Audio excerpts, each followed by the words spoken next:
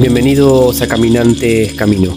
Nos encontramos esta vez para emprender una gran aventura, viaje al oeste, las aventuras del Rey Mono. Esta obra anónima del siglo XVI, traducción del chino de Enrique Gatón e Imelda Juan Wang, Ediciones Ciruela, Libros del Tiempo, España, 2004. Muchas gracias por acompañar, te recomiendo muchísimo esta tremenda obra. Prólogo. Viaje al oeste, la novela total. 1. Esta nueva edición de Viaje al Oeste viene a llenar un vacío tan enorme como la novela en sí, pues estamos hablando de todo un clásico de la literatura universal, que hasta épocas muy recientes ha permanecido desconocido para los lectores españoles. El asunto es todavía más grave si se tiene en cuenta que el Rey Mono, uno de los protagonistas de la narración, es en China un personaje tan popular como lo pueden ser entre nosotros Don Quijote y Sancho Panza, ni algo menos ni algo más. Y cuando los personajes literarios llegan a esa forma absoluta de la fama es porque son capaces, por sí mismos, de representar a toda una cultura y hasta de incluir en su mecánica lógica y mitológica claves fundamentales para interpretar esa misma cultura. Por lo demás, Viaje al Oeste es la recreación profusamente detallada del mito de Xuanzang, el monje que partió hacia la India en busca de los verdaderos textos budistas. Se trata de un viaje evidentemente iniciático para los personajes que lo protagonizan y para el lector que lo sigue, jalonado por toda clase de catástrofes interiores y exteriores, y en el que le acompañan 3 discípulos. El Rey Mono es uno de ellos. Posee poderes mágicos que le permiten llevar a cabo 72 transformaciones de su apariencia, y está capacitado para identificar a los demonios en un abrir y cerrar de ojos. Como suelen decir los chinos, que desde el primer emperador a los tiempos de Mao se han especializado en identificar demonios de toda suerte y en clasificarlos, siguiendo operaciones mentales no tan diferentes a las que empleaba el venturoso Emanuel Swedenborg para clasificar a las poblaciones angélicas. En China los demonios formaban una auténtica multitud. En términos específicos, se trata de una creencia muy alejada de nuestra cultura, pero no en términos generales, ya que en los evangelios el mismo Jesucristo hace varias referencias a la multitud de demonios que pueden asaltar a las almas descuidadas. Se trata, con toda evidencia, de demonios diferentes, pero que tienen en común su naturaleza perturbadora y posesiva. Como otras grandes narraciones del Reino del Medio, Viaje al Oeste es una creación del período Ming, el más glorioso de la novela china, y es, al mismo tiempo, la obra de todo un pueblo. Como la muralla china y como el mismo imperio, en la que intervienen muchos creadores, hasta cristalizar como narración plena de sentido y perfectamente estructurada en el siglo XVI. Gracias a la probable intervención del escritor Wu Chenghen, que la dotó de una poderosa estructura. En ese y otros aspectos se trata de una creación parecida a la que llevó a cabo la Grecia arcaica con la Ilíada y la Odisea, hasta su fijación definitiva en Homero. Pero su relación con las 2 epopeyas griegas es solo parcial, ya que como narración en sí, Viaje al Oeste se emparenta más con 2 novelas fundamentales de Occidente, Don Quijote y Tristram Shandy. No estoy hablando de una relación solo formal ni de una relación solo de fondo. Estoy hablando de una relación estructural que implica una concepción del tiempo con la que ya no estamos demasiado familiarizados. 2. Da la impresión que en Europa todo cambió. En la estructuración de las novelas con la aparición de El Lazarillo de Tormes, que impone una configuración narrativa en el fondo absolutamente racional, dando la impresión de que la historia está transcurriendo en el tiempo real y creando justamente por eso un enorme efecto realidad. Que esa novela sea hija del Renacimiento no ha de extrañarnos, ya que en el fondo fue el primer siglo de las luces de la civilización occidental. Pero desde entonces la novela europea no ha podido despegarse del efecto realidad que crea el Lazarillo y del empeño en dotar la narración de una gran coherencia, más allá o más acá de la misma historia, como llega a ocurrir hasta con Kafka, que es la razón llevada a su extremo más absurdo. Lejos de esa estructuración del tiempo de la vida y el tiempo narrativo, el Quijote consigue, además de un efecto realidad periódicamente renovado en el transcurso de la novela, una relativización del tiempo, no tan excesiva como en Tristán, pero sí lo suficientemente amplia y elástica, como para que el lector pueda entrar en una duración, a veces vaporosa y vasta, y a veces relampagueante y concentrada, que la novela occidental solo vuelve a recuperar plenamente con el Ulises de Joyce. Y bien, el tiempo narrativo en el que entramos cuando empezamos a leer Viaje al Oeste es también muy relativo y a la vez alcanza dimensiones absolutas. Como todas las novelas chinas del mismo periodo, como En los márgenes del agua o El romance de los tres reinos, la narración avanza pausadamente y se ramifica en cientos de personajes de todas las clases sociales y de todas las formas de existir astrales y reales. Borges definió El sueño del pabellón rojo, otra de las grandes novelas chinas, como una narración prácticamente infinita. De igual manera podría definirse Viaje al Oeste. En ese sentido son novelas que más que entrar en el tiempo de la realidad y su sucesión de hechos, de programas, entran en el tiempo de la existencia y su sucesión de demoras, desconciertos y repeticiones. Los que Kierkegaard llamaba la seriedad del existir, que se revela siempre de naturaleza tragicómica, como ocurre en Viaje al Oeste y como ocurre también en las grandes novelas occidentales ya mentadas.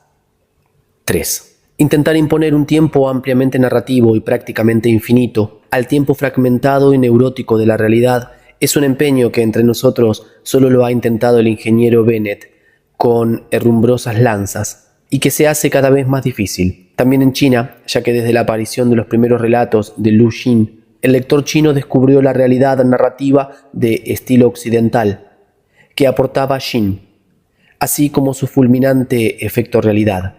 Y ahora la novela en China tiende a ser concebida en un tiempo real y metal muy parecido al nuestro. Desde esta óptica, Lu Xun llevó a cabo para los chinos una operación muy parecida a la que Mishima perpetró en la cultura japonesa. Racionalizó y sistematizó la narración, introduciendo en ella el tiempo occidental. Pero en Viaje al Oeste estamos lejos de esa concepción del tiempo narrativo, porque no es un tiempo que se pueda ver desde el lugar de los hechos.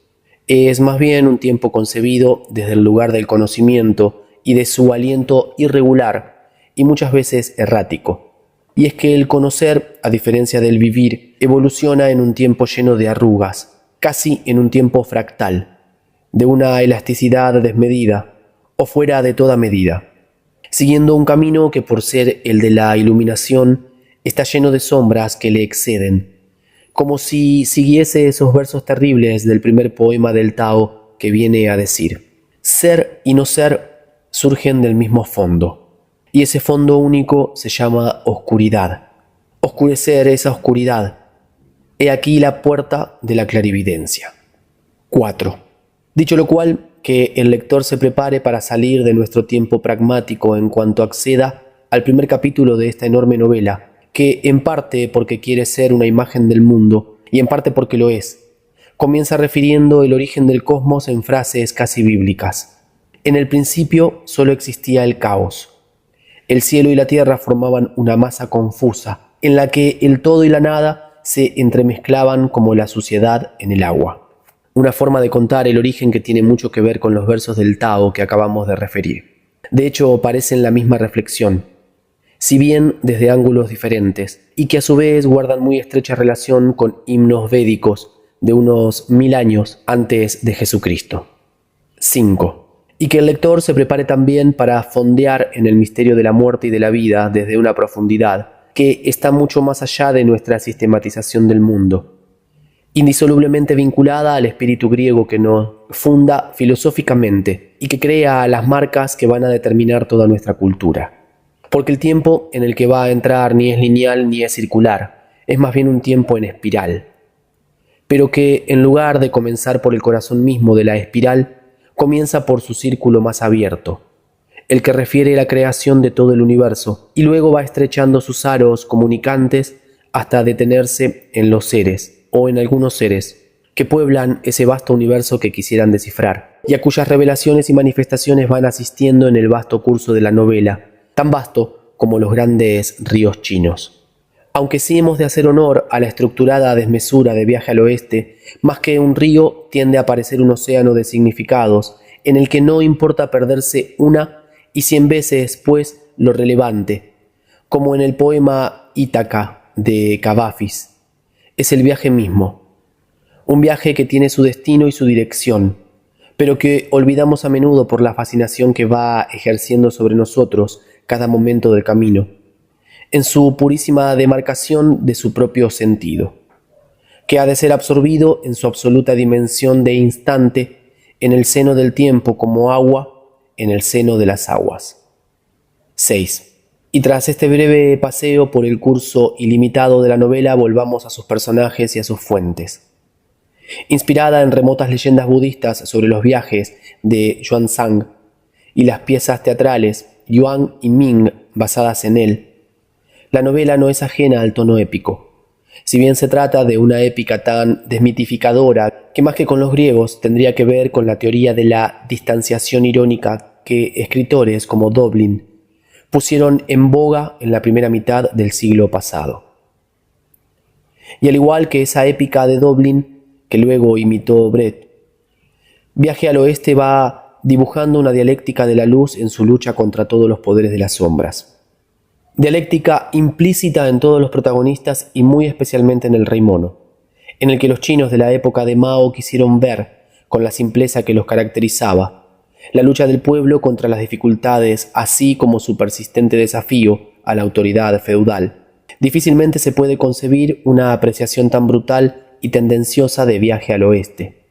Si bien la novela no oculta en ningún momento los antagonismos y antagonías de la sociedad china, la corrupción y la crueldad oscurísima y fundamental que sustenta el mundo objetivo y objetual, y que en Viaje al Oeste tiende a conformar una relación especular con el mundo fantasmal, así como con el antes y el después de la vida, y en esa abismal prolongación de la existencia que fueron desarrollando primero el hinduismo y luego el budismo y el taoísmo, y que se concreta en la idea de reencarnación. 7. Para terminar, hablaré de las virtudes terapéuticas de esta novela, capaz de sacarnos del tiempo ortopédico que nos está tocando vivir y de conducirnos a un tiempo inmensamente relativo, inmensamente abierto, que curiosamente tiene más que ver con el tiempo que está descubriendo ahora mismo la ciencia, que con el tiempo lineal que ha ido configurando la novela occidental durante un buen trecho de su historia, y que la nueva ficción debiera superar con más rigor y más esplendor que en el período de entreguerras del siglo pasado. Viaje al Oeste nos obliga a afrontar el hecho literario desde dimensiones que pueden resultar muy enriquecedoras para los autores y lectores de ahora, pues lo liberan, durante todo el venturoso tiempo de la lectura, del mundo de los objetivos inmediatos y de las evidencias reductoras y reduccionistas que caracterizan nuestra época, en beneficio de un universo saturado de diamantes, en los que se concentran y se dispersan y se concentran siglos y siglos de mitología y especulaciones filosóficas y religiosas, siglos y siglos de sentido y sin sentido, de luces y de sombras, condensándose en una novela donde a la vez que se narra la inmensa historia del cosmos, se dibuja la trayectoria de 4 personajes fundamentales en busca de las verdades más puras y más perdidas. Una novela que incluye al final la conquista de la inmortalidad y que termina con una descripción impagable del paraíso, donde no faltan los coros de los seres agradecidos que han obtenido la liberación. Un fin que la novela persigue desde el principio, cuando habla del caos original que va a tener su espejo en el caos fundamental de cada ser. Pero un fin al que el narrador no tiene prisa por llegar, pues la verdad está siempre algo más lejos, como los ojos del Buda de cristal y como la luz inmanente del mundo, que reinaba al principio y que presidirá también el final, cuando el inmenso juego de avalorios del universo vuelva a su dimensión original y el coro del final de la novela enmudezca por exceso de plenitud, bajo un cielo lleno de buenos augurios en el que haya fundamento y destino la alquimia interior, y en el que encuentran su término todas las modificaciones del mundo convertido en sustancia absolutamente transparente y absolutamente llena de su propio vacío. 8. Dije para terminar y no termino. pues no quisiera dejar en el lector la idea de que nos hallamos ante una narración más alegórica todavía que la Divina Comedia y absolutamente metafísica. No. Viaje al Oeste tiene su dimensión iniciática y su dimensión alquímica, pero ante todo es una novela de personajes y de peripecias, donde se pone en funcionamiento todos los registros narrativos posibles, y presidida por un gran sentido del humor, que halla sus mejores efectos en Puerco y el Rey Mono. Y de no ser ante todo y sobre todo una novela, perfectamente accesible a pesar de su esoterismo, sus personajes no serían tan populares. Y no en vano el Rey Mono recorre todos los espacios de la ficción china, desde la novela a la poesía, desde la poesía al cuento y a la ópera.